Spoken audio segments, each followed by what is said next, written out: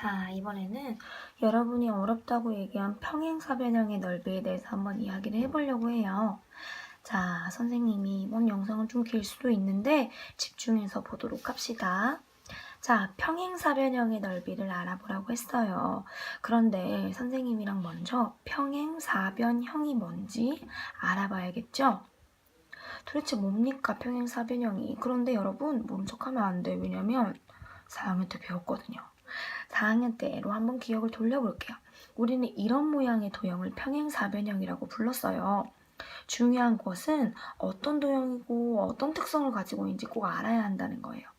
어떤 도형을 말해요? 기울어진 사각형? 그럼 이것도 평행사변형이라고 할 수 있겠네. 그러니까 이렇게 말하면 안 된다는 거예요. 한번 선생님이랑 알아볼게요. 평행사변형이란 두 변, 지금 마주보고 있는 두 변이 두 쌍 있죠? 빨간색, 초록색. 이 마주보고 있는 두 쌍이 서로 어떤가요? 맞아요. 바로 평행하다고 해요. 평행한 사각형을 말해요. 평행이라는 것은 이렇게 길을 쭉 늘렸을 때 절대 만나지 않겠죠. 왜냐하면 수직인 선을 그어놨기 때문이에요. 이런 것을 바로 평행사변형이라고 합니다. 이름도 쉬워요. 평행한 변이 4개가 있다. 4개의 변. 그래서 평행사변형이에요. 그럼 이제 한번 알아봅시다. 자, 우리는 얘들의 넓이를 구해야 되는데 구하는 방법은? 나도 몰라! 라고 클래스팅이 많이 올려줬죠? 그렇게 있으면 안 돼요. 우리가 일단 모르겠으면 추측, 짐작을 해야겠죠. 그 추측은 바로 우리가 배운 것에서 추측을 해보는 거예요. 우리가 다각형의 넓이에 들어와서 지난 시간에 배운 것이 바로 이 네모칸들을 뭐라 그러게? 이 네모칸들을? 그렇지, 단위 넓이라고 했죠. 기준이 된 넓이, 그것도 배웠고, 그 다음 직사각형 넓이 구하는 것을 배웠죠. 그 두 가지로 한번 알아볼 거예요. 두 가지로 충분히 됩니다. 선생님이랑 한번 볼게요. 우선 보니까 이렇게 네모칸이 쳐져 있다는 것은 단위 넓이로 한번 구해보세요 라는 건 것 같아. 그러면 우리가 단위 넓이로 몇 칸이 되는지 한번 넣어볼게요. 하나, 둘, 셋, 넷. 단위 넓이로 4개가 우선 꽉 채워져서 4제곱미터가 돼요. 그런데 나머지 남는 부분이 있죠. 이것도 우선은 단위 넓이로 한번 넣어볼 거예요. 튀어나와, 그지? 뭐가 튀어나와요? 바로 이 분홍색 부분이 튀어나오네요. 이 부분을 어디로 옮길 수가 없을까? 역시 눈썰미 빠른 친구들이 있었어. 이거를 옮겨볼게요. 요렇게 옮기니까 딱 맞네, 그죠? 딱 맞아. 그러면 가의 넓이를 뭐라고 할 수 있어요? 1, 2, 3, 4는 그대로 들어가고 요것도 5, 6이었는데 남는 분 여기 옮겼으니까 바로 6제곱미터라고 할 수 있네요. 6제곱미터. 여기까지 이해가 갔나요? 그러면 나도 한번 볼게요. 나도 한번 단위 넓이로만 채워봅시다. 완전한 것만 우선 채워넣는 거예요. 하나, 둘, 셋, 넷, 다섯, 여섯, 일곱, 여덟, 아홉, 열, 열하나, 열둘, 열셋, 열여덟, 열여섯. 그 다음 빈 곳에 한쪽만 우선 이렇게 채워볼게요. 그런데 이 튀어나온 부분이 어디로 들어갈 수 있을 것 같나요? 맞아요. 잘라서 이동. 꼭 맞다. 꼭 맞네. 꼭 맞고. 꼭 맞아요. 그러면 아까 단위 넓이가 뭐였지? 튀어나와 있던 부분이 4였어. 그지? 그러니까 옮겨서 완전한 4가 됐으니까 아까 16 더하기 4가 되니까 20개. 바로 20제곱미터가 될 거예요.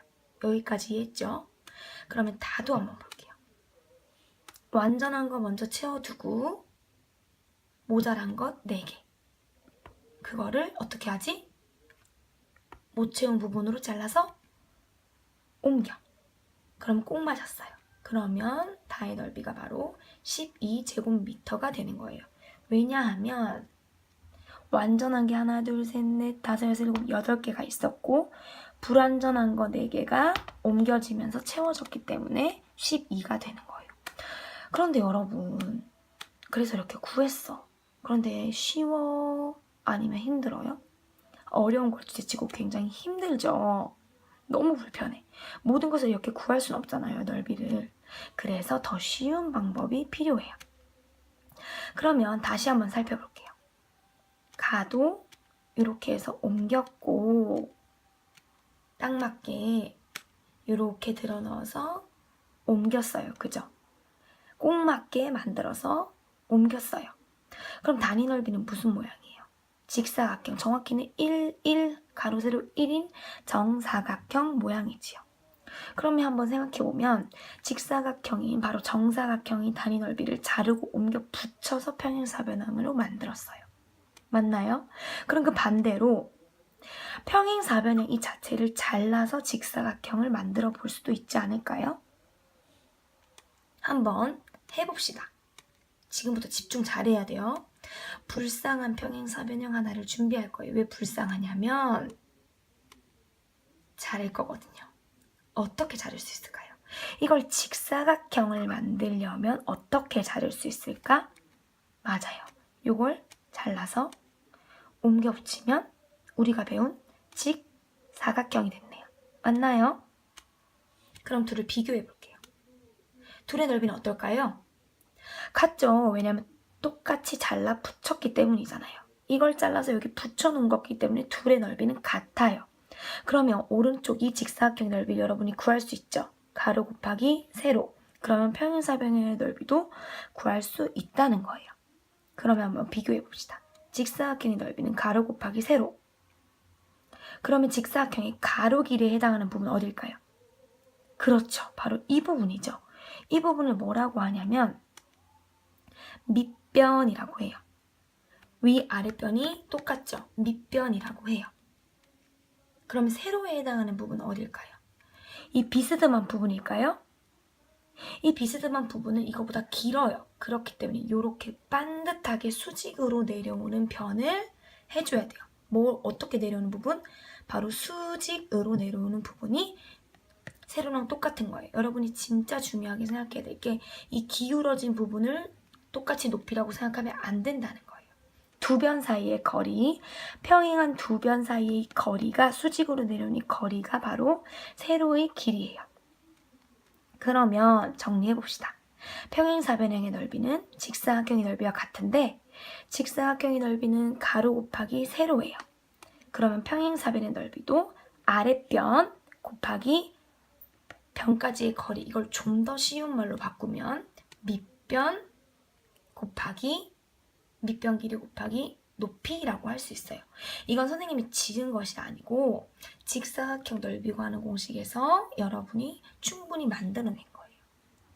그러니까 평행사변형의 넓이는 다시 밑변의 길이 곱하기 높이라는 것을 꼭 잊지 말고 한번 풀어본 다음에 다음 영상을 선생님이랑 보도록 하세요.